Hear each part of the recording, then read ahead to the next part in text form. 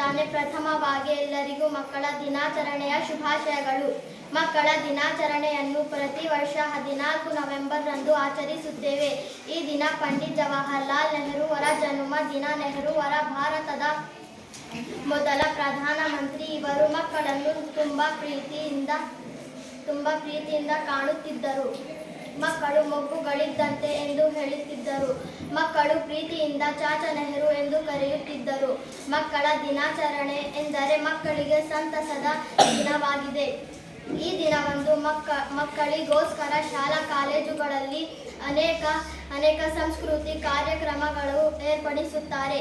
ಅವುಗಳಲ್ಲಿ ನಾಟಕ, ನೃತ್ಯ, ಸಂಗೀತ, ಭಾಷಣ ಸ್ಪರ್ಧೆ, ಪ್ರಬಂಧ ಸ್ಪರ್ಧೆ, ಚಿತ್ರಕಲೆ ಇತರೆ.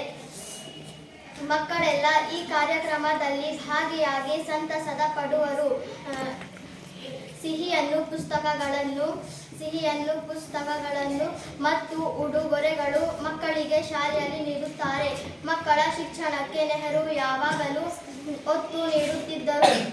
ಅವರ ಅವಧಿಯಲ್ಲಿ ಕಾಲೇಜುಗಳ ಸ್ಥಾಪನೆ ಅನೇಕ ಆಗಿವೆ. ನಾಳಿನ ಭಾರತವನ್ನು ಇಂದಿನ ಮಕ್ಕಳು ರೂಪಿಸುತ್ತಾರೆ ಎಂದು ನೆಹರು ನಂಬಿದ್ದರು. ಇಷ್ಟು ಹೇಳಿ ನನ್ನ ಚಿಕ್ಕ ಭಾಷಣವನ್ನು ಮುಗಿಸುತ್ತೇನೆ. ಜೈ ಹಿಂದ್, ಜೈ ಕರ್ನಾಟಕ.